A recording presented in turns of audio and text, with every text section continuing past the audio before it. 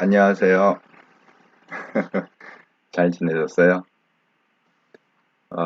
들어오신 분 중에 소리 한번 체크 부탁드립니다. 잘 들리는지. 애국도리님, 애국도리님, 오늘 멤버십 가입해 주셨네요. 예, 감사합니다. 멤버십 가입해 주셔서. 예, 이진님, 안녕하세요. 누텔라도 안녕. 구독, 좋아요 누르고 들어오세요. 예, 보시는 분한테 예, 그렇게 말씀하시는 거군요.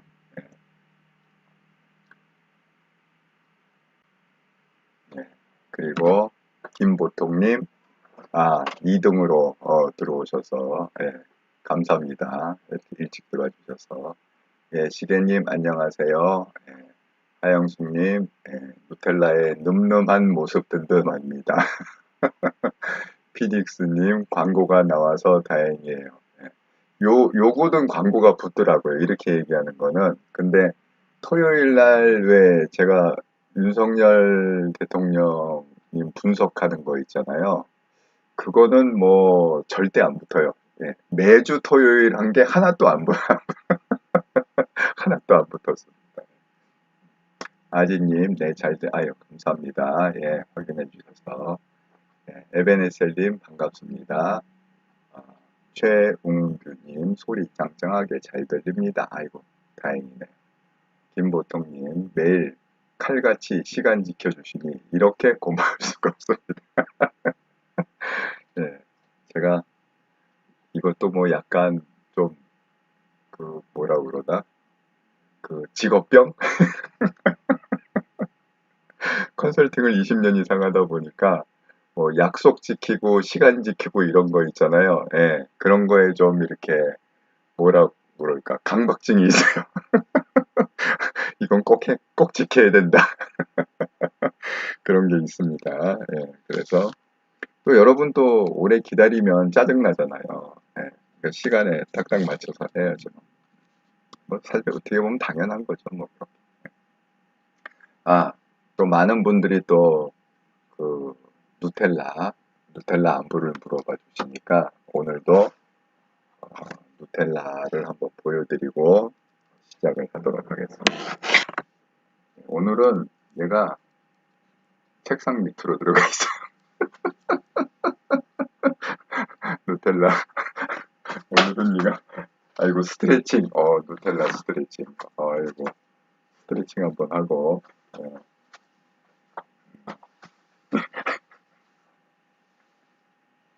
얘가 앉을 때 지금 보신 것처럼 이렇게 뺑뺑뺑뺑 돌아요. 뺑뺑뺑뺑 돌고, 그리고 딱 자리 잡고 앉아. 어,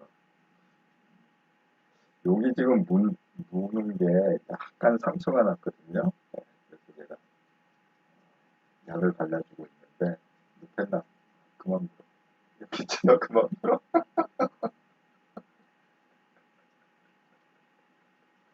얘도 한 고집에, 한 고집에 갖고, 어, 자기가 하고 싶은 거는 다 해. 아이고.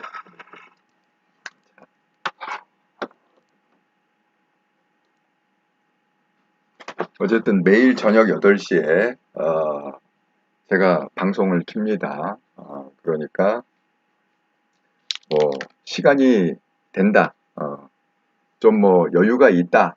이러신 분들은 심심하실 때 들어오셔서 방송도 들으시고, 또 이제 방송 내용에 대한 의견도 이렇게 주시고, 그러면서 이제 뭔가 우리의 좀 찐 우파들의 삶의 질을 좀 이렇게 높여가는 예, 그런 걸 좀 같이 만들어 갔으면 좋겠습니다. 제가 윤석열 정부 5년 동안은 어, 이걸 하도록 하겠습니다. 윤석열 대통령님을 도와서. 자, 오늘 제가 이제 그 여러분한테 이슈로 던진 게 제가 이걸 왜 미리미리 그 주제를 띄워놓냐 하면 여러분도 한번 이제 생각을 좀 해보시라는 거죠. 이 문제는 어떻게, 어떤 게 핵심인가? 그래서 오늘의 관전 포인트.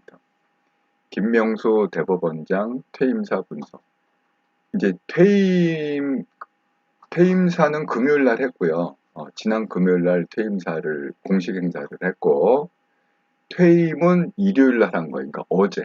어제가 이제 임기 만료예요. 그러니까 오늘부터는 아직 대법원장이 없기 때문에 이제 대행 체제로 안철상 대법관이 그러니까 수석 선임이래요. 그래서 이 안철상 권한 대행이죠. 대법원장이 아직 임명이 안 됐으니까.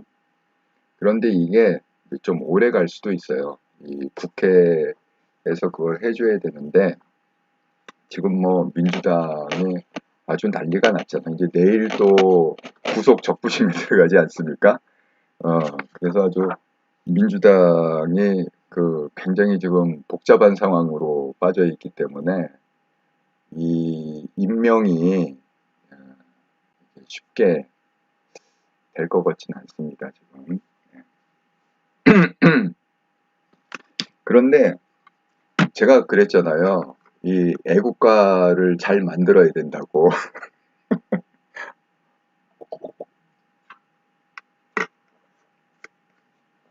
우리나라 애국가가 하나님이 보호하사 대한민국 만세잖아요.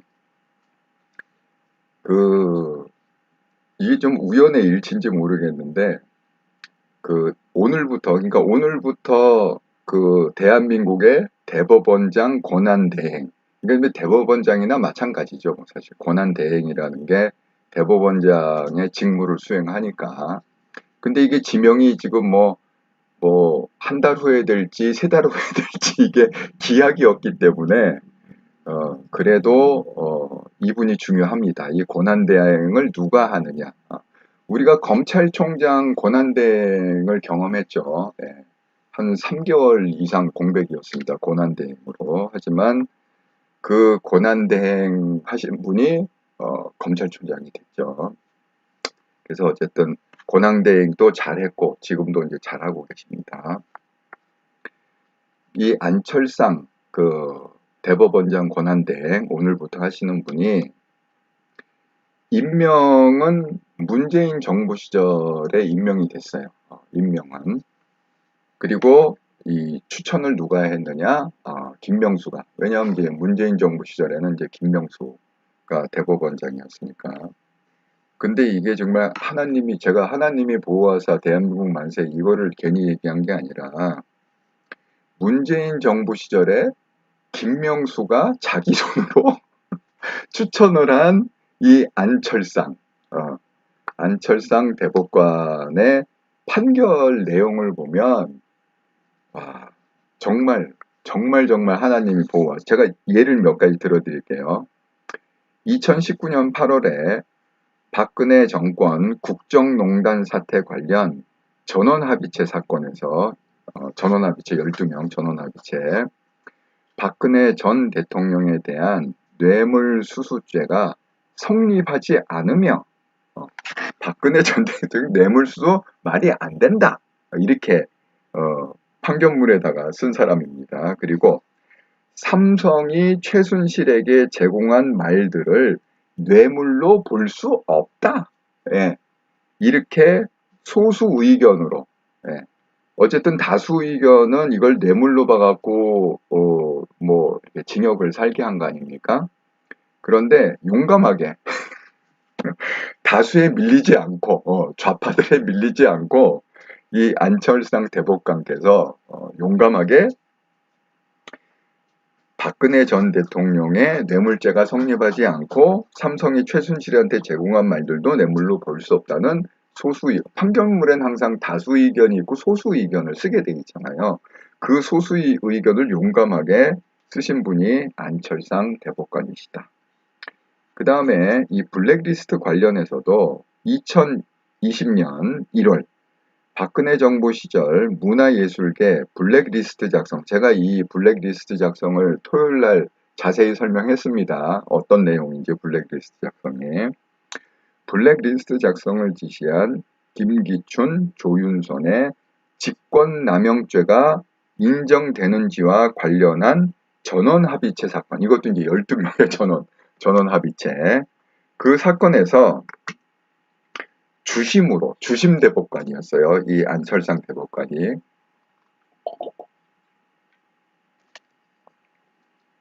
주심 대법관으로서 직권남용죄의 성립 요건을 엄격하게 해석하여 직권남용죄 무죄로 보는 다수 의견. 그래서 이 김기춘, 조윤선 이분이 블랙리스트권에 대해서는 무죄가 된 거예요. 그 판결을 주심을 보신 분이 안철상, 지금 대법원장 권한대행이시다. 오늘부터 권한대행을 하고 있습니다. 그 다음에 또 이재명 사건.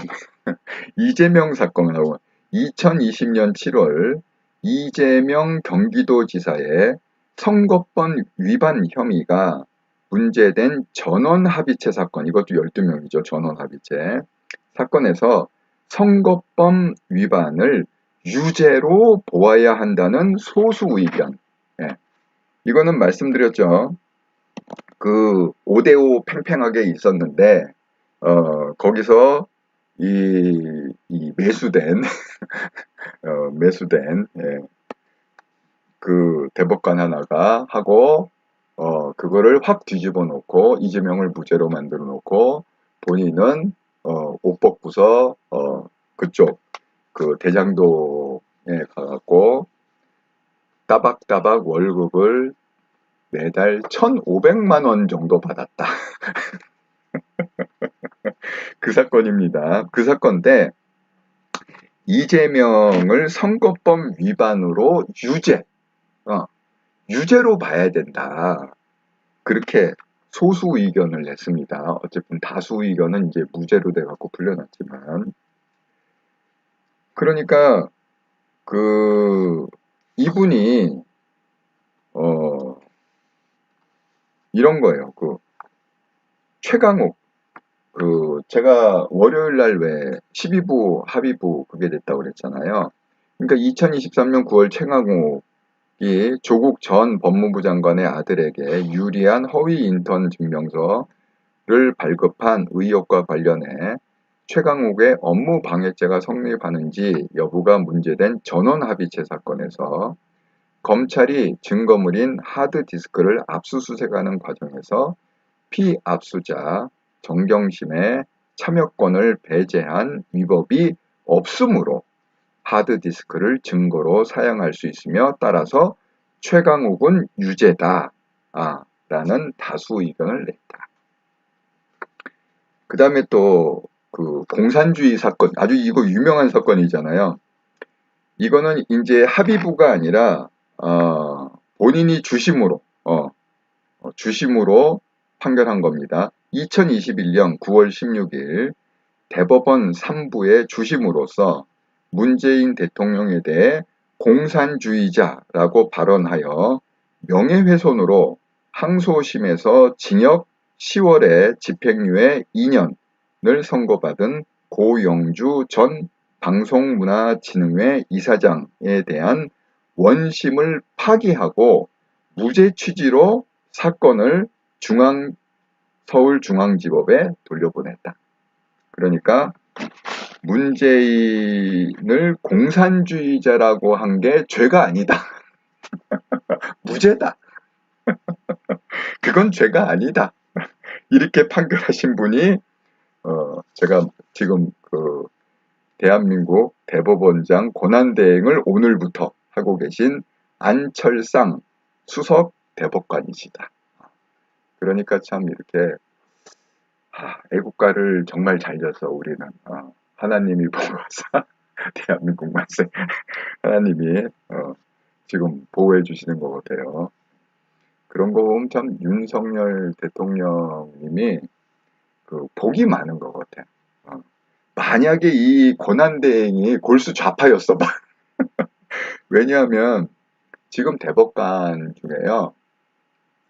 과반수 이상이 우리법 연구회 우리법 연구회 아시죠? 예, 김명수가 초대회장을 한 그런 상황인데 정말 뜻밖에도 좌파들을 다 제끼고 다행히 수석 대법관이 이 안철상 대법관이 수석 대법관이 돼서 권한대행을 하고 있다. 와, 정말 제가 이거를 보고서 정말 하나님이 보호하사 대한민국 만세, 이거를 다시 한번 외치게 됐습니다. 자, 그러면 이제 제가 말씀드린 그 김명숙 대법원장 퇴임사를 한번 분석을 하면서 이게 어떤 의미를 갖는지 이런 걸 한번 생각을 해보겠습니다. 여러분도 한번 같이 생각해 보세요. 그리고 의견이 있으면 채창에 의견을 써주시기 바랍니다. 먼저 첫 번째 우리가 생각해야 될 중요한 포인트는 뭐냐면 이 김명수하고 문재인하고 교감이 있을 가능성이 굉장히 높아요. 제가 그 이유를 설명해 드릴게요. 2017년 8월은 판사 블랙리스트 의혹이 사법행정권 남용 의혹으로 번지던 때였다. 법원 행정처가 진보 성향 법관들이 다수 포진한 국제인권법 연구회를 탄압하려 했다는 의혹은 양승태 대법원장의 거듭된 조사에도 커져갔다.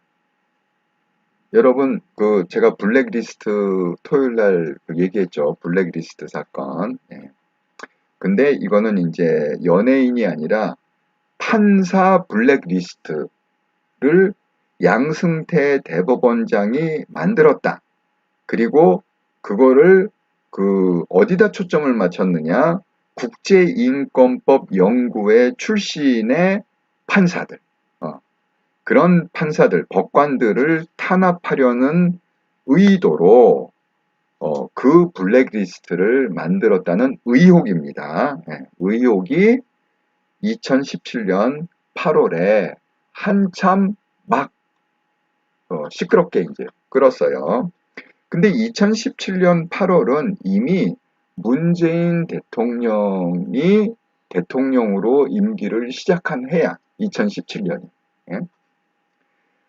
그러면 이제 대법원장을 지명을 해야 될 거 아니에요. 자, 양승태 대법원장의 임기는 7월인가? 2017년 7월인가로 이제 임기 6년을 다 마쳤습니다. 어쨌든 양승태 대법원장은.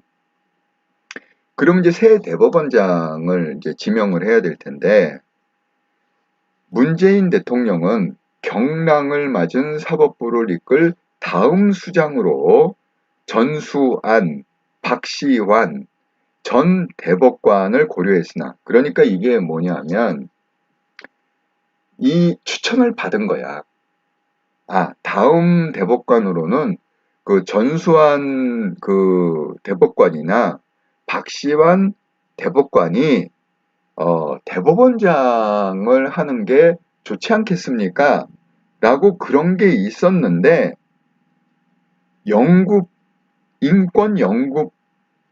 인권법 연구회 회장을 지낸 초대 회장을 했다고 그랬잖아요. 김명수 춘천지방법원장을 깜짝 발탁했다. 이게 왜 중요하냐면요. 여러분 생각해 보세요. 자, 양승태 직전 대법원장의 의혹이 뭐냐면 이 국제인권법 연구회 출신의 판사들을 탄압하려고 블랙리스트를 만들었다. 이게 핵심입니다. 그런데 문재인 대통령이 그 다음 양승태 다음으로 이어갈 대법원장을 지금 한참 이슈가 되고 있는 국제인권법 연구회 판사들을 탄압하려고 양승태 대법원장이 블랙리스트를 만들었다는 게 막 이슈가 되고 있는데 거기다가 차기 대법원장을 국제인권법 연구회 초대 회장을 지낸 김명수를 대법원장으로 임명했다는 거야. 이게 지금 말이 된다고 생각하세요? 이게 무슨 의도일까요, 도대체? 이 문재인 대통령의 의도가 이게 무슨 의도일까요? 한참 이 인권법 연구에 탄압하고 있지 않냐? 이거 밝혀야 된다. 의혹이 있다. 그런데 그런 의혹이 막 일어나고 있는데 초대 인권법위원회 회장을 지낸 김명수를 갖다가 대법원장으로 딱 앉혔네. 그럼 뭐 하라는 거야? 문재인하고 지금 김명수가 지금 어떻게 사인을 주고받은 거야? 예?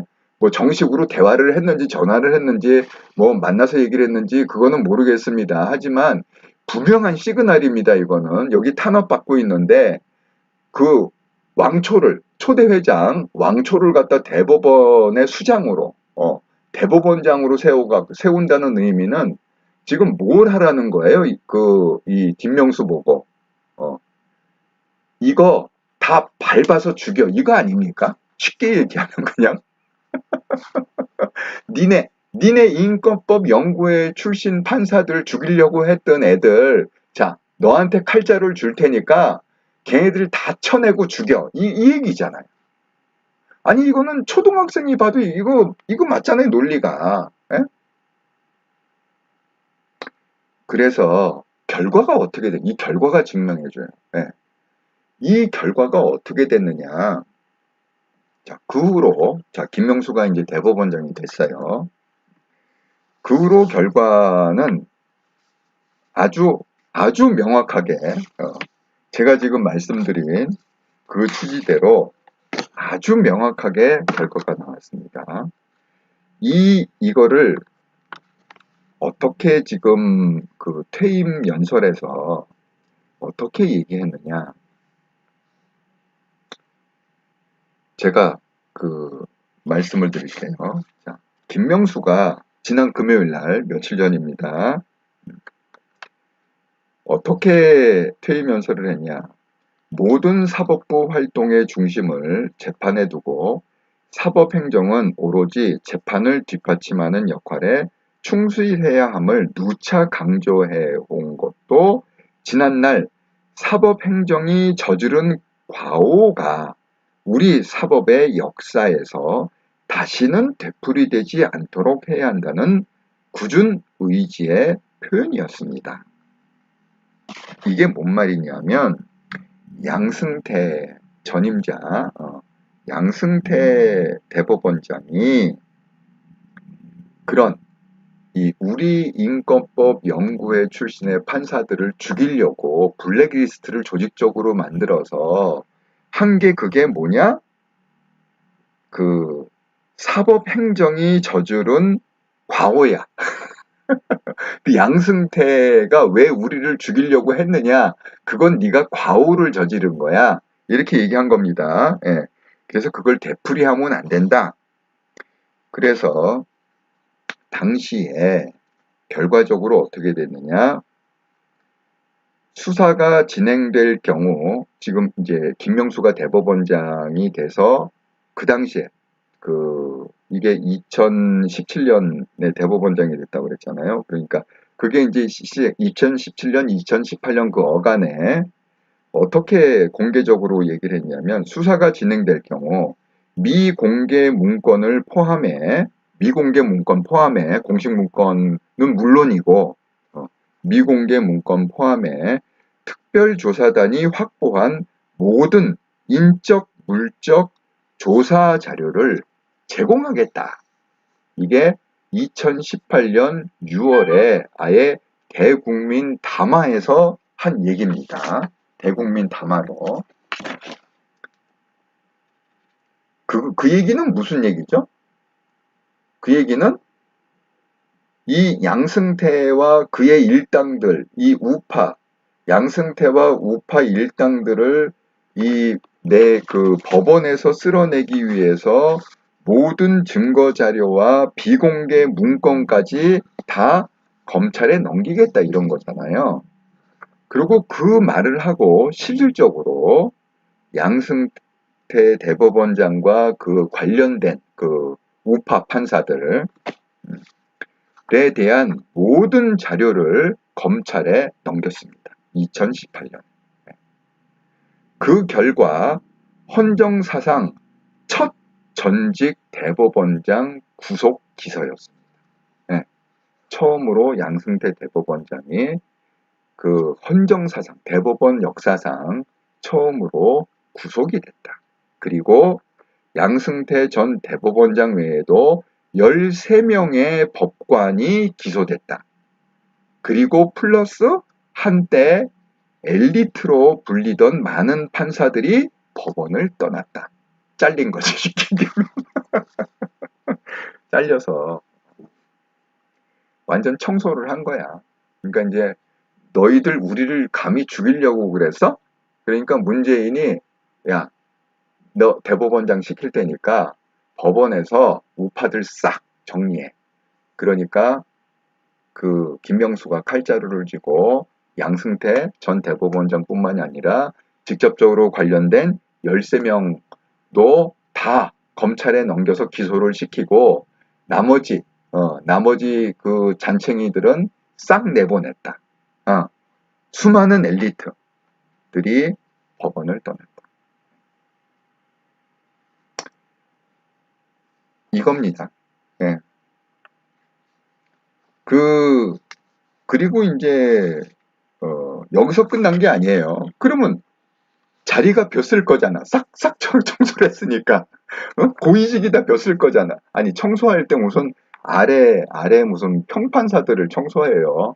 다 그래도 부장판사, 뭐 직원판사 뭐 이런 사람들을 갖다가 지방법원 판사 이렇게 청소를 하지.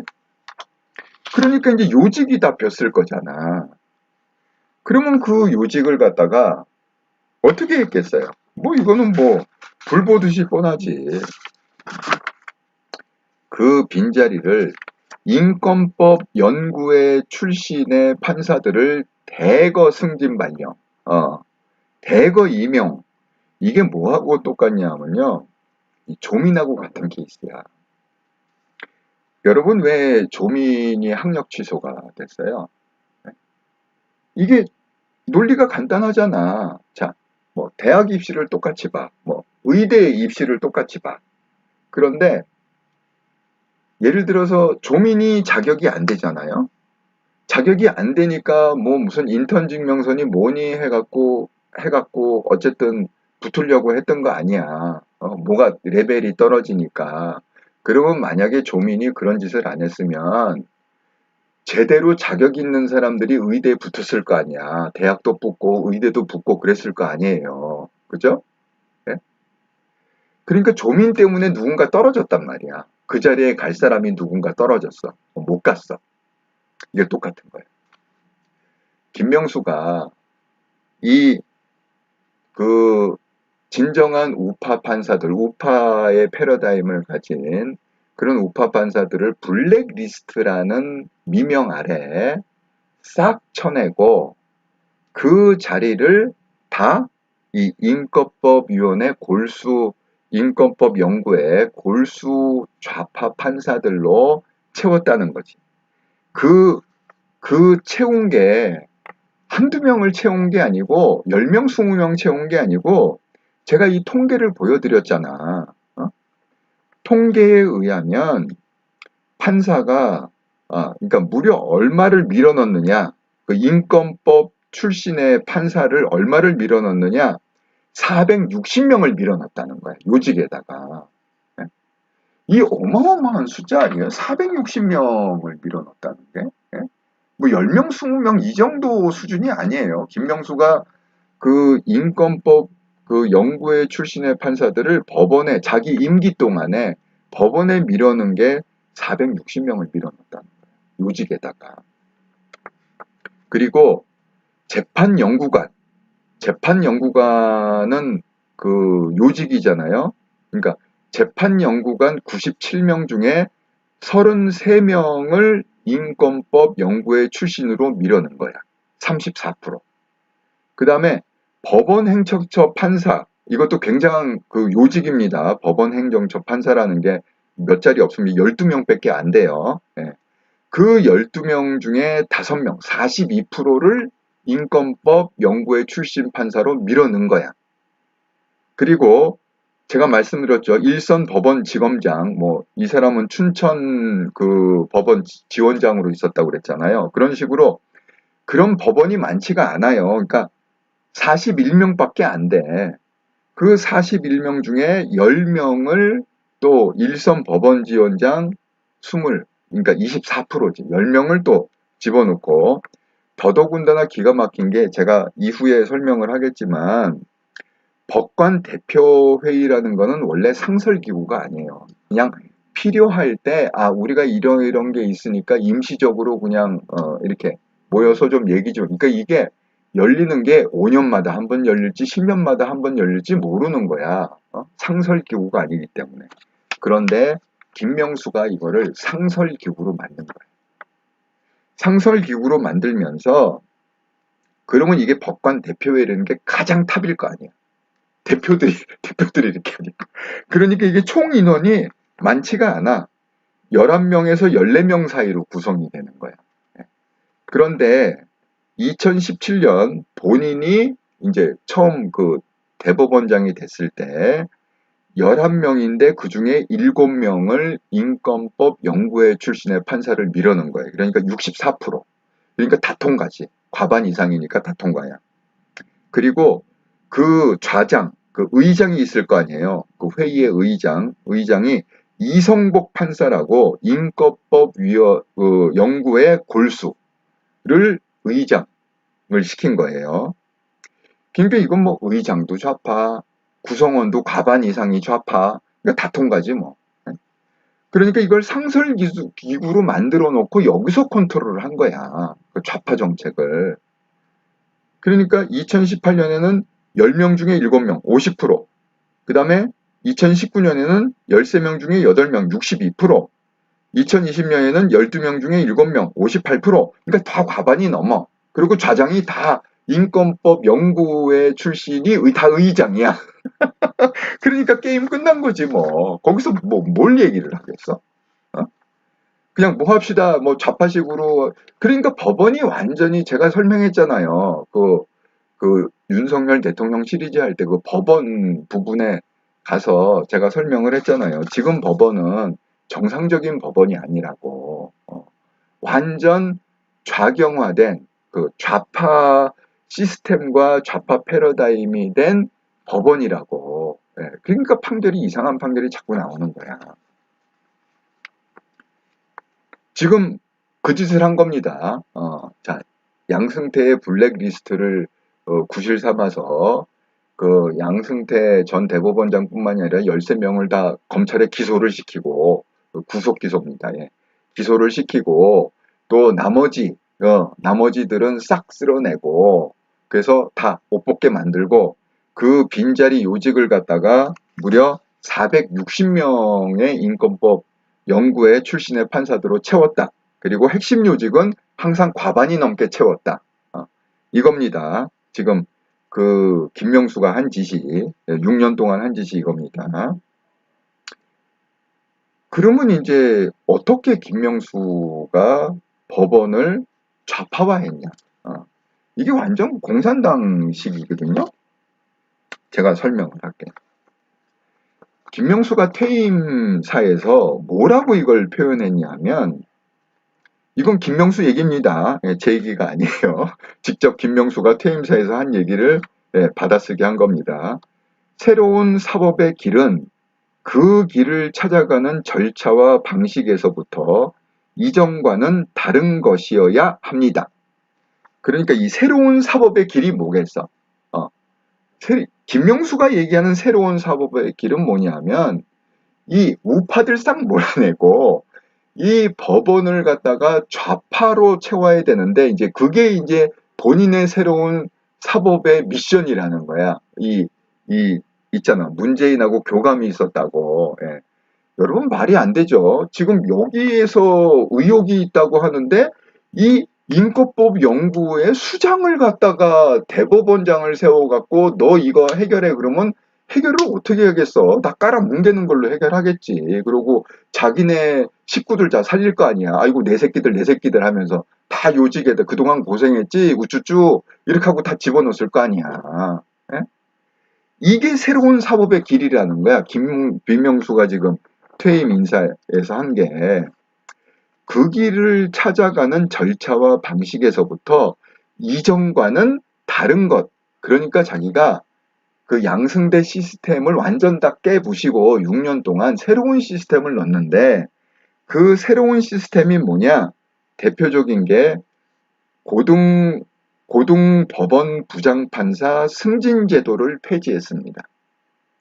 그러니까 이 고등법원 부장판사의 이 자리는요, 쉽게 해서 법원의 판사들의 꽃이다.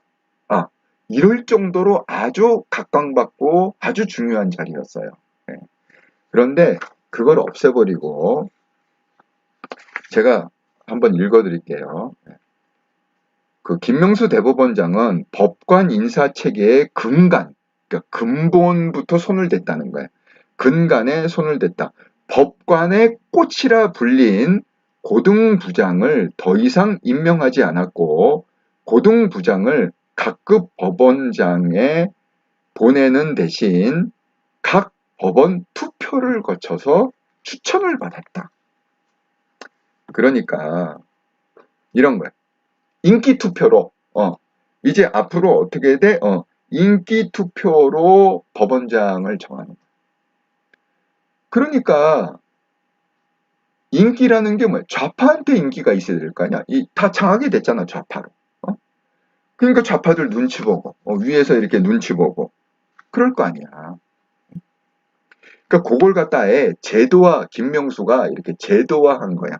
그 고등법원 부장판사 승진제도를 폐지시키고, 앞으로는 추천제로 한다. 그러니까 이게 공산당 사공개요. 항상 공산당들은 강조하는 게 뭐죠? 민중, 인민, 이런 거 강조하잖아. 그 다음에 이 풀뿌리 역사, 이런 거 강조하잖아. 그게 다 똑같은 얘기거든. 민중, 뭐, 풀뿌리, 그 다음에 인민, 뭐, 대중, 이게 다 똑같은 얘기라고. 그러니까 이 법원도, 네가 윗자리에 있다고 마음대로 하지 말고 이 인민의 소리를 들어. 인민의 소리를 들어. 이 얘기거든. 이 민중 판사의 소리를 들어. 그 눈치를 너는 봐야 돼. 이 얘기거든, 이게. 그러니까 완전히 이 시스템을 그냥 공산주의 시스템으로 그냥 만든 거야. 그러니까 이거를 갖다가 누가 일을 해. 내가 열심히 해도 승진이 안 돼. 승진은 뭘로 해? 투표로 해. 그러면 열심히 왜 일을 해? 걔네들한테 인기를 얻으려고 밥 사주고 눈치 보고 뭐 제가 얘기했잖아요. 어느 분이 그 유튜브 꽤 그래도 그 지명도 있는 패널인데 그분이 하고 자기 친구가 판사가 있는데 그분은 변호사시거든요. 판사가 있는데 물어보니까 우리는 일주일에 하루가 아니라 일주일에 3건 이상 판결문을 안 써. 그런다잖아. 누가 일을 하겠어. 일한 애도 월급 또박또박 나와. 누가 푸시하는 애도 없어. 뭐 완전 망고 땡이지 뭐. 이게 북한의 공동노장하고 똑같지 않아요? 열심히 일해도 월급하고 승진 뭐 정해 있어. 놀아도 월급 똑같고 승진 정해 있어. 그러면 누가 일을 해? 그러니까 재판 지연이 되고 뭐 어쩌고 저쩌고 이게 다 그래서 그게 되는 거예요. 자, 그래서 이제 그 네 번째로 적용한 뭐 공사나 비슷한 거죠. 예. 그렇게 해서 아예 그냥 법원 시스템을 완전히 바꿔버렸다. 그 다음에 이제 또 이게 5번째, 이게 재판 지연 작전인데, 아니, 그러니까 열심히 판사들이 재판을 안 할 거 아니야. 그러니까 이제 좌파 연결돼 갖고 재판받는 사람들이 있을 거잖아요. 그러니까 이제 계속 이렇게 지연하는 거야. 이제 뭐라고 이 퇴임사에서 얘기하냐면, 좋은 재판은 그러니까 이제 김명수가 얘기하는 좋은 재판은 좌파식의 재판입니다. 좌파를 보호하고 판결이 좌파한테 유리하고 좌파가 원하는 대로 나오는 게 좋은 재판입니다. 좋은 재판은 국민이 이를 체감하고 인정할 때 비로소 완성되는 것입니다. 국민이 재판에서 지연된 정의로 고통을 받는다면 우리가 추구해온 가치들도 빛을 잃게 될 것입니다. 사법부의 전력이 재판 지연 문제를 해결하는 데에도 발휘될 수 있어야 합니다. 참. 분명히 해야 할 것은, 이것도 이제 김명수 얘기입니다. 분명히 해야 할 것은 정의의 신속한 실현도 우리가 놓쳐서는 안 될 중요한 가치지만 충실한 심리를 통해 정의로운 결론에 이르러야 한다는 우리의 방향도 결코 되돌릴 수 없다는 점입니다. 재판의 양과 질, 사건 처리의 신속성, 충실성 중 어느 하나의 가치에만 치우치지 않고 조화와 균형을 찾기 위해 끊임없이 탐구하고 모든 역량을 집중할 때 비로소 우리는 국민을 위한 좋은 재판을 실현할 수 있습니다. 이 좋은 재판이 그러니까 결국은 좌파한테 유리한 재판. 그래서 이 결과를 보세요. 자, 김명수가 이 좋은 재판이라고 얘기하면서 이 질질건 그게 뭐냐면 몇 가지 이제 케이스가, 자, 허위 인턴 증명서 발급 최강욱 재판 3년 8개월 걸렸습니다. 예, 이게 김명수가 얘기하는 좋은 재판이라는 거예요. 예. 그 다음에 정의기억연대 후원금 횡령 혐의, 제가 윤미향 재판 수요일 날 있었던 거 설명드렸죠, 지난주에. 그게 3년째 진행 중, 이제 2심 끝났어. 이제 대법원 또 남았잖아. 이게 또 하세월이 언제 대법원 최종 판결이 날지 모릅니다. 그 다음에 울산시장 선거 개입 의혹 황운하가 경찰 시절에 황운하 재판 3년 반째 진행 중입니다. 아직 안 끝났어. 황운하 재판도. 예. 이게 김명수 대법원이 얘기하는 좋은 재판이라는 거야. 그러니까 좌파들이 힘들고 어려우면 야, 천천히 해, 천천히. 뭐 그렇게 급할 거 뭐 있어. 천천히 해. 질질질질. 그러니까 황운하도 임기 다 채우고, 윤미향도 국회의원 임기 다 채우게 생겼어.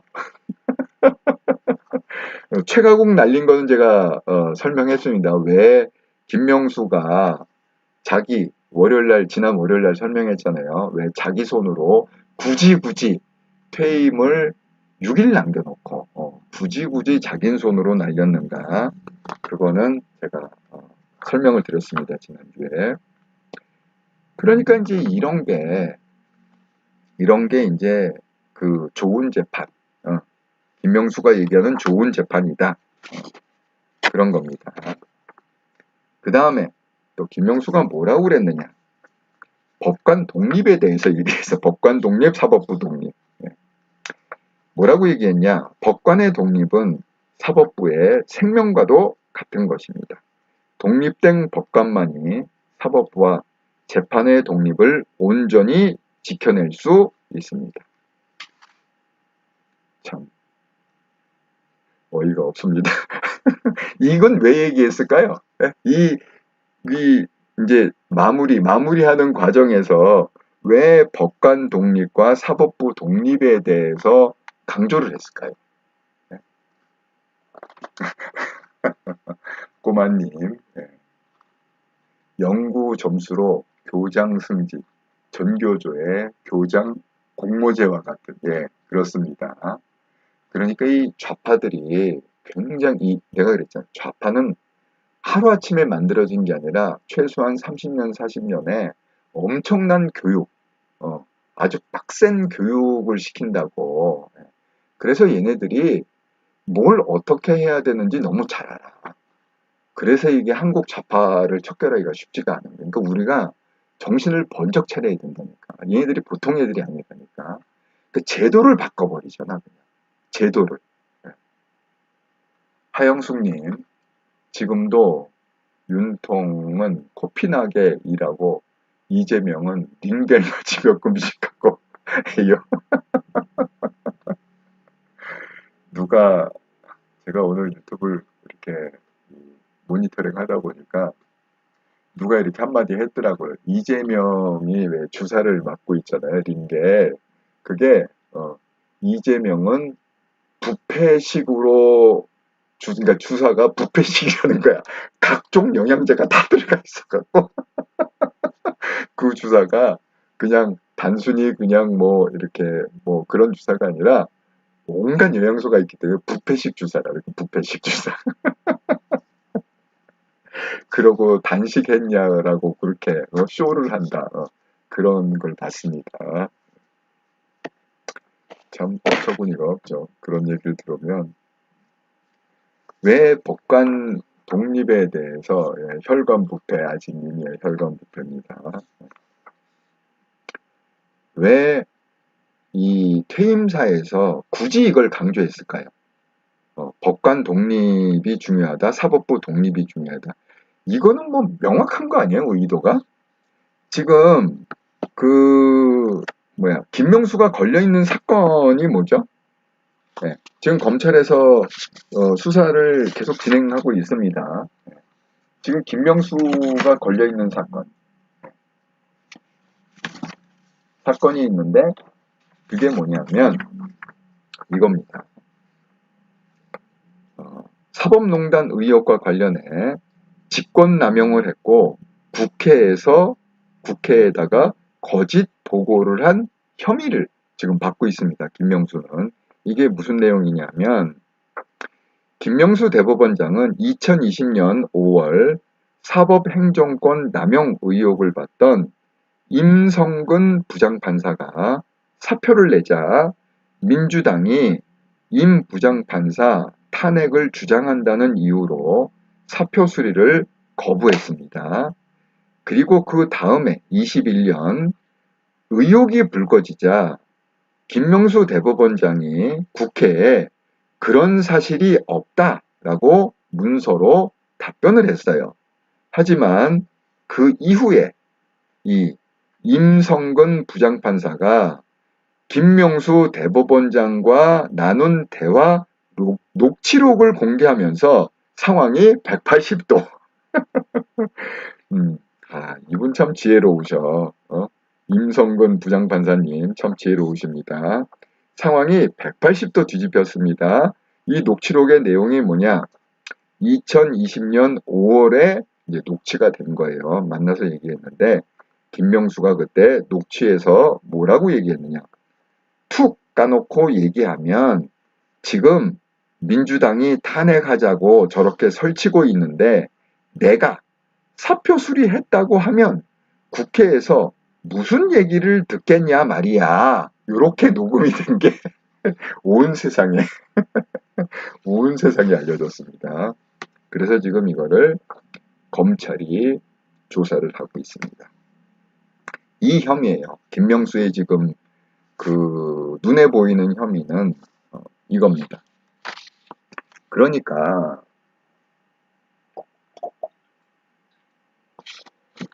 김명수가 굳이 이 퇴임 인사에서 법관 독립과 사법부 독립을 강조한 게 왜겠어요? 야, 법관은 독립기관이야. 사법부 독립기관이야. 그러니까 터치하지 마. 터치하지 마. 그리고 양승태처럼 나 기소하지 마.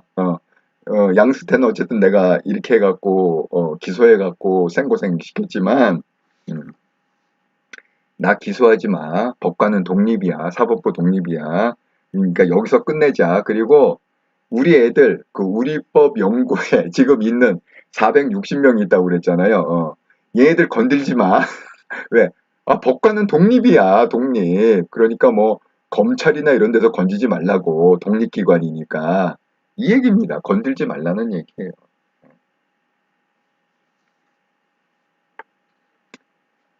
그래서 이제 이렇게 마지막으로 그는 지난 6년간 국민으로부터 사랑과 신뢰를 받는 사법부로 거듭나고자 대법원장으로서 최선을 다했습니다. 저의 불민함과 한계로 인해 국민 여러분의 기대에 미치지 못했다는 점을 저는 겸허히 받아들입니다. 모든 허물은 저의 탓으로 돌려 꾸짖어 주시되 오늘도 좋은 재판, 제가 얘기하는 좋은 재판을 실현하기 위해 밤을 낮삼아 열심히 일하는 사법부 구성원들에게는 따뜻한 격려와 아낌없는 성원을 보내주시기 바랍니다. 이게 무슨 메시지겠어요? 제가 그랬죠. 이 좌파 수장들이 제가 그 최강욱 판결을 왜 했느냐 할 때 이 좌파 수장들은 이 시그널을 보낸다. 시그널. 그러니까 이 최강욱 사건 판결을 통해서 이 우리법 연구회 그 460명한테 시그널을 보낸 겁니다. 앞으로는 이렇게 해라. 납작 엎드려. 고개 쳐들면 잘려. 왜? 그 윤석열 대통령님이 보통이 아니야. 이겁니다. 그러면 이 얘기는 왜 했을까요? 이 좌파 판사들한테 시그널을 보낸 거죠. 얘들아, 나도 6년 동안 내가 하느라고 뭐 우리 인권법 연구회 출신으로 460명을 밀어놓고 요직은 다 과반 이상, 50% 이상 다 채워놓고 이렇게 했지만 나도 최선을 다했지만 법원을 완전히 이 작용화시키는 거는 완성을 못했어. 이 얘기입니다. 그래서 완성 못하고 가서 미안해. 이 얘기입니다. 하지만 나는 가지만 너희들은 잘 살아남아 있어. 언제까지? 좋은 날에 보자. 그 좋은 날이 뭐예요? 언제까지? 다시 좌파가 정권을 찾아오는 그날까지. 그리고 그러니까 우리 애들은 이 좋은 재판 좋은 재판 실현을 위해서 밤을 낮삼아 열심히 하니까 건들지 마세요. 우리 애들은 건들지 마세요. 내가 그 아까 그 뭐 사법농단 의혹 그 녹취된 거 그 뭐야 임성근 부장판사하고 판사 그걸 갖다 만약에 검찰이 나를 기소하겠다 그러면 내가 그거는 달게 받겠다. 그러니까 그거는 내가 그냥 받으면 되지. 그 양승태 그 블랙리스트 이 사람이 이미 경험을 했잖아. 블랙리스트 빌미로 다 쳐냈잖아. 양승태뿐만이 아니라 그 요직에 있는 우파들을 다 쳐내냈잖아. 그러니까 지금 그 김명수가 자기가 6년 전에 그렇게 한 패턴이 있으니까 이제 그 얘기를 하는 거야. 이 임성근 사건에 관해서 내가 기소를 하면 검찰이 기소를 하면 내가 그거는 받아들일게. 뭐 명확한 증거가 있고 다 있으니까. 하지만 우리 애들 이 좋은 재판을 하고 있는 우리 인권법 연구회 출신의 애들은 건들지 마. 왜? 사법부는 독립이고 법관은 독립이야. 이 메시지입니다. 그러니까 좌파 판사들한테도 메시지를 보낸 거고 그 다음에 이쪽 그 우파들한테도 애들을 건지지 마라. 이렇게 내가 나 혼자 그냥 나 혼자 감당하고 끝내겠다. 우리 애들은 건들지 마라. 이 얘기입니다. 그런데 여기서 아주 하지 않아도 될 얘기를 했어요. 이게 무슨 얘기냐면 그 퇴임사에서 다양한 사회적 가치를 수용하면서 소수자와 약자를 보호하는 최후의 보루로서의 역할과 사명에 혼신을 다해야 합니다. 아니 퇴임하는 상황에서 이 얘기가 도대체 뭔 얘기야? 왜 이거 굳이 이 애매한 잘 알아듣지도 못할 얘기를 했을까요? 다시 읽어드릴게요. 다양한 사회적 가치를 수용하면서 소수자와 약자를 보호하는 최후의 보루로서의 역할과 사명에 혼신을 다해야 합니다. 이게 무슨 얘기냐면요. 아주 이게 심오한 시그널이 있습니다. 그 대법원이 지난 6년간 116건의 12부 전원합의체 12명의 전원합의체 선고를 했습니다. 근데 그 중요한 선고들이 뭐냐면 삼성 반도체 산재를 인정한 건, 그 다음에 양심적 병역 거부를 무죄로 판결한 것. 그러면 누가 군대 간다는 거야? 예? 그리고 반도체 산재를 인정하면 앞으로 기업에서 어떻게 그 직원들을 일을 시켜? 다 산재 이런 식으로 따지면, 그 다음에 미성년 자녀를 둔 트랜스젠더, 성별 정정 허가 등 노동 소수자 권익 강화를 하는 판결을 잇따라 냈다. 이게 수도 없이 이런 분위기의 판결을 116건, 예? 수도 없이 냈다는 거야. 그 과정에서 좌파 대법원이라는 논란이 엄청 컸습니다. 이 대법원이 완전 좌파 대법원이네. 예. 그 당시에 그 판결이 나올 때마다 116건의 합의부, 12부, 12명의 합의부 전원 판결이 나올 때마다 이거 완전 판결이 좌파 대법원이네, 완전 좌파네, 이런 논란이 계속 있었던 거야. 6년 동안. 그러니까 더더군다나 왜 그거 있잖아요. 그 전교조 관련해 갖고 전교조 법의 노조 통보의 위법성 인정 결정은 노조 편향성 논란을 불러일으켰고, 또 양승태 대법원장 때 고의지연 의혹이 제기했던 강제징용 손해배상 소송, 손배소 사건을 피해자 편에서 승소를 해줬잖아. 그래서 이게 일본하고 정면으로 외교적인 문제가 된 거잖아요. 그걸 갖다가 지금 윤석열 대통령이 된 다음에 일본하고 그걸 푼 거잖아. 예? 그래서 외교의 부담으로 작용한다. 이겁니다. 그러니까 이게 왜 이런 얘기를 했냐면, 이 다양한 사회적 가치를 수용하면서 소수자와 약자를 보호하는 최후의 보루로서의 역할과 사명에 혼신을 다해야 합니다. 자기가 그렇게 했다는 거야. 이게 무슨 시그널이냐? 삼성 노조, 전교조, 그 다음에 민주노총, 잘 들어. 내가 너희들 어떻게 보호해 줬는지 이렇게 리마인드를 시키는 거야. 어떻게 보호해 줬는지 너희들 알지? 하고 퇴임사에서 다시 한번 리마인드를 시키는 거야. 야, 노조, 정교조, 왜 좌파의 그 부류가 있다고 그랬잖아요. 예? 이 전복 세력, 그 다음에 법원, 김명수의 어떤 그 좌파 세력, 그 다음에 뭐 언론 노조, 민노총, 뭐 이런 노조들이 있고, 전교조가 있고, 그 다음에 뭐 연예계 쪽에 있고, 그 다음에 시민단체가 이렇게 7가지 영역이 있다고 그랬잖아요. 예. 제가 다 토요일마다 설명했으니까 그거 보시면 됩니다. 혹시 잘 이해가 안 가시면. 이제 이번 주 토요일 날 마지막 하나 남았어요. 시민단체. 예. 하나 남았습니다.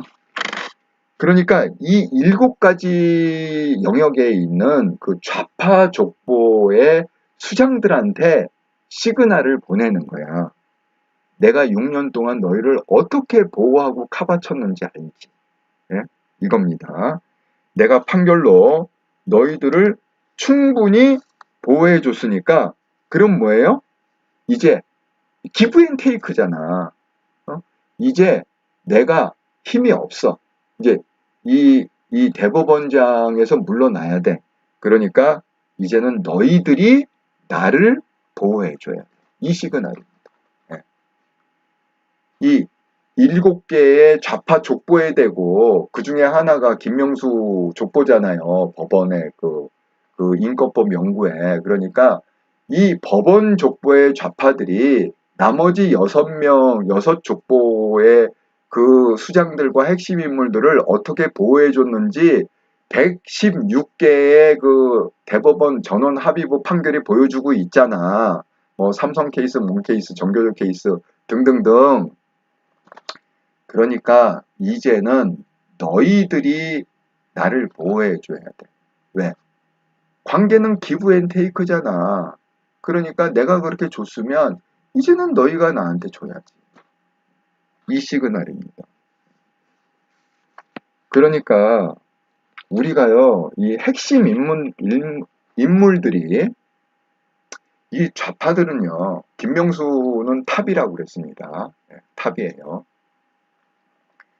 이 핵심 좌파들이 말을 이렇게 한마디 한마디, 최강욱 판결이 우연이 아니라고 그랬잖아요. 네, 그게 다 시그널이라고.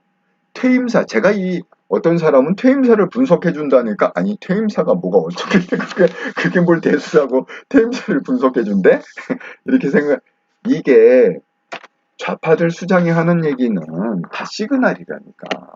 아주 메시지가, 중요한 메시지를 사방에 던지는 거야. 왜? 퇴임사는 공개적인 석상에서 하니까 다 듣잖아.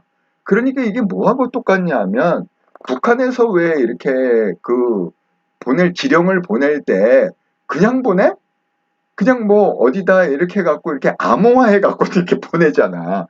그러면 다 알아듣잖아. 어? 걔네들 다 난수표를 갖고 있으니까 다 해독해서 알아듣잖아. 이게 똑같은 거야. 좌파들이 이렇게 공개적으로 툭툭툭 이렇게 던지는 것들이 걔네들은 다 알아.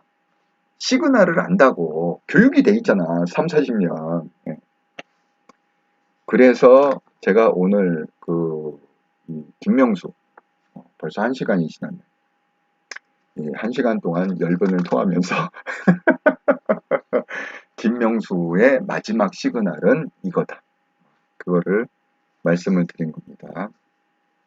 그래서 제가 이제 결론적으로 말씀드리자면, 우리가 이걸 연관시켜서 지금 이제 내일 이재명의 구속적부심이 있잖아요. 갑론을박이 많잖아. 뭐 이게 뭐 통과될 거다, 뭐 안 된다, 뭐 이거를 연관시켜서 봐야 돼요. 제가 잘 이렇게 큰 그림을 그려드릴게요. 흐름이 어떻게 되는지 제가 말씀드릴 테니까 잘 들어보세요. 자, 김명수가 퇴임하기 전에 대법관 2명을 지명하고 퇴임할 수 있는 권한이 있었어요. 그래서 6월 달에 그러니까 6월 전부터 이제 그 작업이 막 돼갖고 6월 달에 이제 결정이 되는 건데, 그것을 갖다가 윤석열 대통령님이 6월 1일 날 어떻게 브레이크를 잡았느냐? 대법관 임명 제청 거부권 행사를 검토하고 있다. 이렇게 흘렸습니다. 그래서 그걸 조선일보에서 대문짝만하게 단독 이렇게 해갖고 냈습니다. 그래서 이제 세상이 다 알았어요. 그러면 왜 대통령이 대법관 임명 제청 거부권을 행사하려고 하느냐? 거기 분명히 밝혔습니다. 우리법 연구회 출신이 8명 중에 들어가 있다. 그래서 이 사람을 지명하면 나는 거부할 거야. 또 하나, 선관위, 선관위 출신, 굉장히 채용에 있어서 굉장히 문제가 많은 좌파에 가 있는데, 그런 애를 만약에 네가 무시하고 대법관에 앉히겠다, 그럼 얘도 거부할 거야. 이렇게 의사를 분명히 밝혔어요. 그러니까 김명수가 고민을 했겠지. 이거 괜히 얘네들을 밀어붙였다가 윤석열 대통령을 아니까 어떤 사람인지, 그러니까 개망신 당하겠네. 그래서 어쩔 수 없이 8명이 다 좌파긴 좌파입니다. 우파 하나 또 없어요. 하지만 그렇게 골수 좌파보다는 그래도 좀 약한 좌파를 해서 김명수가 6월 9일 날, 6월 1일 날 대통령이 선언을 했고, 거부권 행사하겠다는 선언을 했고, 그러니까 한 열흘쯤 고민을 한 거죠. 열흘쯤 고민하고 6월 9일 날 김명수가 권영준, 서경환을 임명 제청을 했어요. 명단을 올린 거야, 대통령한테. 이거 임명 제청해 주세요. 그랬더니 6월 22일 날, 그러니까 이제 대통령도 이제 고민을 했겠죠. 6월 9일 날 올라온 거를 갖다가 22일이니까 한 2주 정도 고민했네요. 2주 정도 이제 생각을 하다가 윤석열 대통령님이 권영준, 서경환 대법관 후보자 임명 동의안을 국회에다가 제출한 거야. 그래서 국회에서 통과가 돼서 이게 이제 2명이 임명이 된 거죠. 자, 그런데 그런 사건이 이제 6월에 있었습니다. 6월 1일부터 시작해서 6월 21일까지. 국회 통과는 물론 이제 7월에 됐지만, 그러고 9월에 퇴임인데, 9월 며칠 날? 9월 24일이 퇴임이에요. 그런데 9월 갑자기 질질 끌던 재판, 최강욱 재판을 3년 8개월 끌었다고 그랬습니다. 끌던 재판을 어느 날 갑자기 퇴임을 6일 남겨놓고, 6일밖에 안 남겨놨어. 6일 남겨놓고, 그게 바로 지난주 월요일인 거예요. 갑자기 12부 해갖고 최강욱 판결을 쫑을 내겠다. 이렇게 해갖고 갑자기 그 선고기일이 잡힌 거예요. 판결 날짜가. 모든 사람이 놀랐어요. 아니, 왜 그러지? 김명수가 왜 그러지? 퇴임을 6일밖에 안 남겨놓고, 그냥 다음번, 그냥 그 대법원장 시절에 하면 될 걸, 굳이 왜 지가 나가갖고 6일 남겨놓고 재판을 하고 끝내겠다는 거야? 그게, 여러분 뭔가 자연스럽지 않으면 메시지가 있는 거라니까.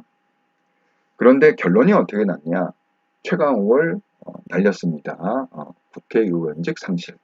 그래갖고 날렸습니다. 자, 날린 이유가 뭐라고요? 김명수의 시그널은 뭐냐? 내가 이 윤석열 대통령을 경험해 보니까 이분이 보통 분이 아니셔. 그러니까 최강욱을 날렸다는 건 뭐냐면 앞으로는 좌파식으로 판결하지 마. 아니, 최강욱을 안 날릴 수도 있었어. 예를 들어서 그 컴퓨터에 있는 증거가 그거 법적인 효력이 없다. 증거 채취하는 과정이 적법하지 않다. 그냥 한마디만 하면 끝나는 거였거든요. 예. 그런데 그걸 갖다가 증거 채택이 적법하다. 이렇게 해갖고 최강욱을 날렸단 말이야. 그러면 여태까지 좌파식 판결하고 다르잖아, 많이 분위기가. 예? 그러면 왜 그렇게 했겠냐고.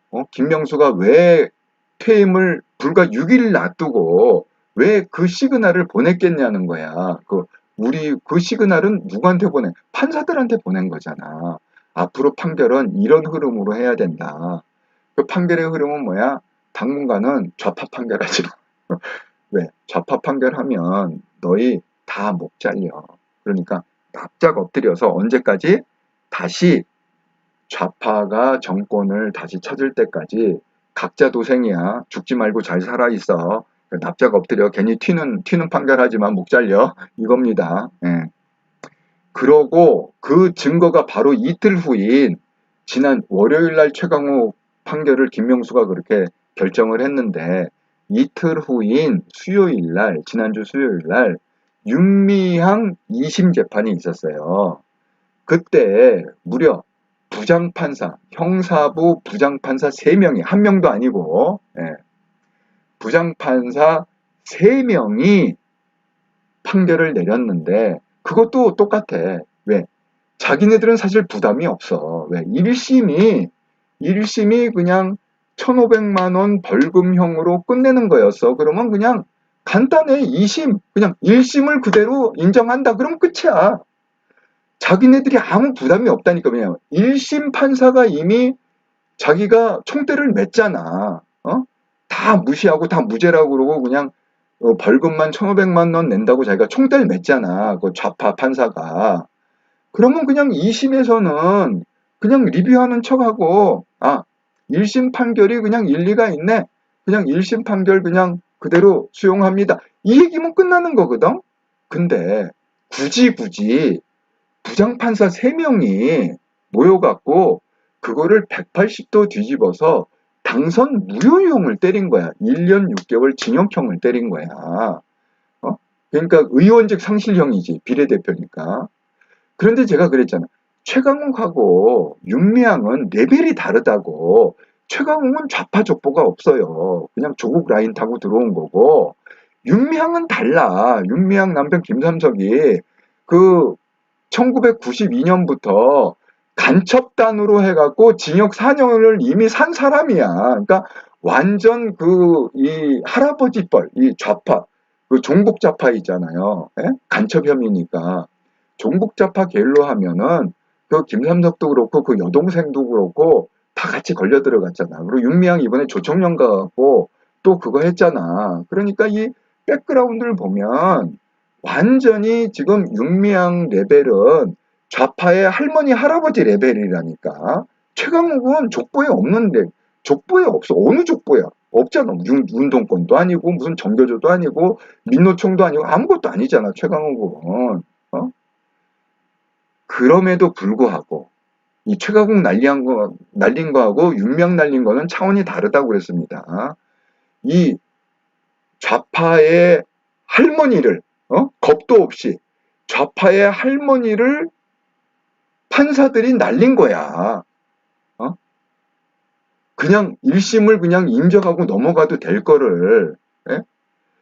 그러니까 그 흐름 아시겠죠? 자, 김명수가 최강욱 날려서 앞으로는 판결 이렇게 하면 안 된다. 내가 본을 보여줄게 하고 날렸어.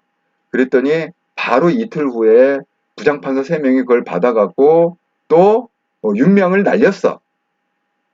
그러면 이제 내일, 그게 이제 지난주 수요일이었는데, 그러면 내일 그 이재명이 구속적부심을 받는데, 그러면 그 흐름이 어떻게 나오겠냐. 6월부터 생각을 해보자. 6월 1일 대통령이 그 대법관 임명제청 거부권 그 사건부터 지금 이게 시작인데, 김명수와의 그 이 싸움의 시작인데, 그러면 어떻게 판결이 나겠냐고, 내일.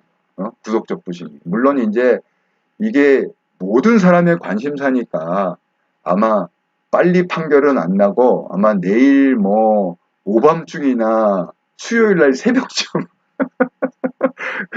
아마 그렇게 이제 결과가 나오겠죠. 그래서 제가 썸네일을 수요일로 잡은 거예요. 화요일 날 안 나와. 결과가 안 나와. 오밤중에도 안 나와. 그러니까 이제 수요일은 어쨌든 내야 되니까 수요일 새벽까지는 내야 되니까 아마 밤 늦게나 수요일 새벽에 결과가 나올 거예요. 근데 제가 얘기했잖아요. 이 흐름을 보면 99.9% 99.9%는 구속이에요. 내일 보세요. 그 1%, 0.1%, 그건 제가 설명했습니다. 예, 그 경우는 뭐 그냥 옷 벗고 그냥 3대가 그냥 영화를 누리겠다. 아마 그래도 안 그럴 거야. 예. 그러니까 제가 이 연결선상에서 제가 오늘 왜 이 김명수의 퇴임사를 주제로 잡았느냐. 이게 징검다리기 때문에 그래. 우리 중요한 게 이제 이재명이 구속되느냐 안 되느냐 모든 사람 관심사가 그거잖아요. 예. 그러니까 이제 징검다리기 때문에 다시 한번 김명수의 시그널은 명확하다. 예, 명확하다. 그러니까 김명수의 그 관점은 뭐예요? 판결은 어쨌든 너희들 원하는 대로, 우파 원하는 대로 해줄 테니까 우리 애들 건들지 마라. 내가 힘들게 6년 동안 내 새끼를 힘들게 460명을 밀어넣었는데 내가 그렇게 양승태 쳐내듯이 그렇게 좌파 판사들 싹 긁어내지 마라. 우리 애들은 보호해줘. 이겁니다. 어쨌든 이제 보십시다. 네? 내일 밤 수요일 새벽에 결과가 어떻게 나오는지 한번 보세요. 자, 제 얘기는 아이고 1시간 15분은 얘기했어요.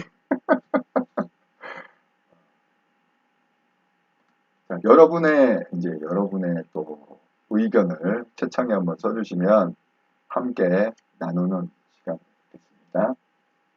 자, 읽은 거는 이제 읽었으니까 안 읽은 거부터 하겠습니다.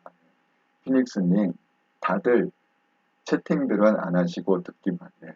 이게 사실 조금 그렇게 편안하게 들을 수 있는 게 아니라 많이 생각하면서 들어야 되기 때문에 아마 채창에 글을 쓸 상황이 아니었을 것 같습니다. 하영숙님, 사법부의 종북 좌파들 오랜 플랜이 너무 무섭네요. 예. 좌파들은요, 아주 오래전부터 내가 그랬잖아. 이게 하루아침에 된 게 아니라 30년, 40년 전부터 치밀하게 교육하고 준비한 결과가 오늘날의 그 좌파들이다. 그래서 완전히 일곱 가지 영역을 완전히 지금 틀어주고 있어. 그런데 정말 하나님이 보호하사 윤석열 대통령님을 세워주셔서 지금 그 일곱 개 영역을 하나하나씩 지금 깨닫고 있는 거야. 하나하나씩 깨. 그러니까 지금은 이거 보고 계신 분들은 다 찐우파 분들만 보고 계시잖아요. 우리가 윤석열 대통령님을 중심으로 똘똘똘 뭉쳐야 돼요.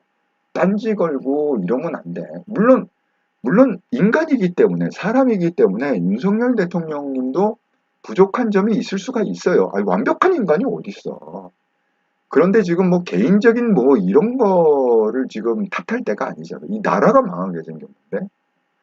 그러니까 윤석열 대통령 임기 5년 동안에 나라를 반석에 못 세우면 이제 우리나라는 희망이 없어요.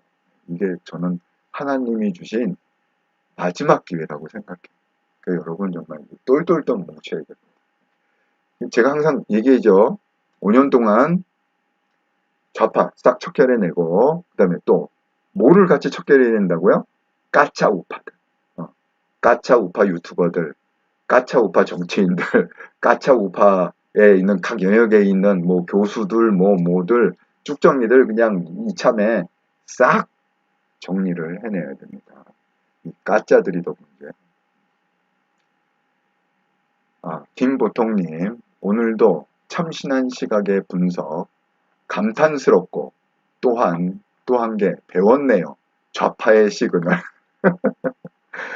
김보통님, 요새 아주 이렇다가 채널을 열심히 애청하고 있는 분입니다. 감사합니다. 오들레님, 각자 도생은 좌파가 쓸쓰는 말이고, 예. 지금은 뭐 얘네들 방법이 없어. 이제 각자 도생해야 돼. 워낙 강력하게 이게 조직적으로 그 윤석열 대통령님이 제가 항상 그러잖아요. 그 전에 대통령들은 힘으로 제압을 했지만 지금은 조직적으로 분쇄를 하고 있다고. 그래서 사람을 참 잘 써. 뭐 한동훈, 뭐 유인촌, 이동관, 뭐 이런 사람들을 참 잘 써요. 하영숙님, 윤 정부에서 좌파 판사 싹 없어지길 바라보네. 저도 이거 싹 뿌리 뽑아야 됩니다. 이참에. 지금 뭐 판사들이 여러 번 생각해 보세요. 아무리 사람이요. 이 좌파의 이념이 깊게 들어가도 딱 하나는 못 바꿔. 그 하나가 뭐예요? 자기 목숨하고는 못 바꾸고. 죽으면 끝인데 뭐 이념이고 자식구가 어디 있어? 죽으면 끝인데. 예? 그러니까 딱 그거 하나는 못 바꾼다고. 그러니까 지금 만약에 어설프게 고개 쳐들다가 잘리면 지가 잘려나가면 힘이 없어지는데 그러니까 판결을 어떻게 내리겠냐고. 이건 뭐 불보듯이 뻔해. 한번 보자고요. 이재명 판결이 어떻게 나오나. 그러니까 앞으로의 그 판결은 좌파식 판결을 내기가 쉽지 않아요. 예? 지금 서슬퍼르게 다 이렇게 지금 뭐 칼 들고 벼르고 있는데 어딜 고개를 쳐들어. 그냥 죽으려고. 그러니까 이게 내가 내 자리가 보장된다고 그러면 그렇게 얘기할 수 있지만 아니 뭐 내가 죽는데 왜 내 죽을 짓을 왜 하냐고. 그러니까 당분간은 아마 이 좌파 판사들이 쉽게 좌파식의 판결을 못 낼 겁니다. 네, 못 낼 거예요. 자, 그러면 이제 그 여러분의 의견도 다 읽었고, 자, 1시간 20분 정도 제가 방송했는데, 자, 내일 방송 또 오후 8시에, 제가 미리 다 이렇게 올려놨습니다. 무슨 방송을 할지. 그러니까, 관심 있으신 분들은 이제 주제를 좀 보시고, 제가 이제 끝나기 전에 그, 말씀을 드릴 게, 제가 어제 그랬잖아요. 일요일 날은 이제 평생 교육, 평생 교육 방송을 하겠다. 그래서 어제 제가 그 마인드셋 얘기하고 또 다음 주 일요일에는 그 포스트 모더니즘의 그 이미 제가 썸네일을 올렸습니다. 포스트 모더니즘의 그 핵심 네 가지를 정리해 드리겠다. 그렇게 했는데 사실 저도 오늘 하루 종일 공부하고 왔어요. 네. 이게 그 하얏트 호텔에서 한 교육인데요. 지금 이 필리핀의 그 공무원이죠. 공무원이 와서 필리핀의 뭐 이 법이 어떻게 되는지 뭐 이런 거를 이제 설명하는 세미나입니다. 그러니까 저도 그 배워야 돼. 제가 그랬죠. 죽기 전까지 우리는 자기 개발을 하고 끊임없이 교육하고 트레이닝을 받아야 된다고. 그러니까 저라고 이렇게 맹 놓고 있는 게 아니에요. 저도 끊임없이 배워. 이게 세상 돌아가는 게 어떻게, 제가 필리핀에 있는 한 필리핀이 어떻게 돌아가는지는 먼저 알아야 될 거 아니야. 그럼 제일 정확한 게 뭐야?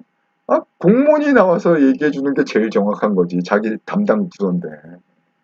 그래서 저도 공부 열심히 하고 있습니다. 그러니까 여러분들도 공부를 게을르게 하지 마시고, 이 나를 업그레이드를 하는데 시간을 투자하셔라. 어, 네. 인생의 성공은 품질이다. 인생의 품질이다. 그러니까 여러분도 이렇게 수준 높은 우파가 좀 되자. 무식한 우파들 굉장히 많습니다. 네. 자, 제가 말씀드렸죠. 일주일마다. 그래서 이게 지난주, 또 일주일 동안 이제 새로운 후원입니다. 후원 정말 감사합니다. 구독 후원 계좌로 보내주신 분, 오영애님, 예, 아주 큰 돈을 보내주셨습니다. 감사합니다. 이자연님, 감사합니다. 운송님, 감사합니다. 이건숙님, 감사합니다. 슈퍼챗 쏴주신 분, 김보통님, 감사합니다. 르네 휘테르님, 감사합니다. 쿤님, 감사합니다.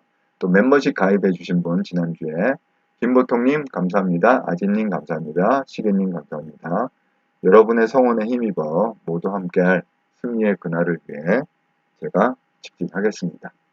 그리고 말씀드린 대로 한 달 기간을 잡아서 이제 개인 컨설팅, 이 멤버십 컨설팅을 하려고 하는데 내용을 정리해서 이메일로 보내주시면 제가 종합해서 10월 29일 날 오후 8시 방송으로 이 멤버십 컨설팅을 하도록 하겠습니다.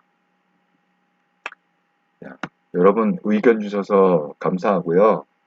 그 이렇더라 방송은 저 혼자 하는 방송이 아니라 항상 구독자 여러분들과 함께 만들어가는 채널입니다. 이렇더라 채널은.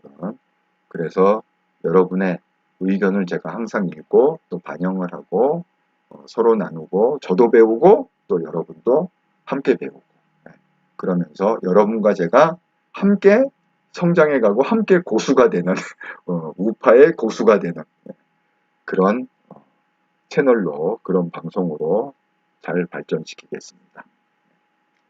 자, 그러면 좋은 저녁 보내시고요. 저는 또 내일 8시에 뵙도록 하겠습니다. 감사합니다.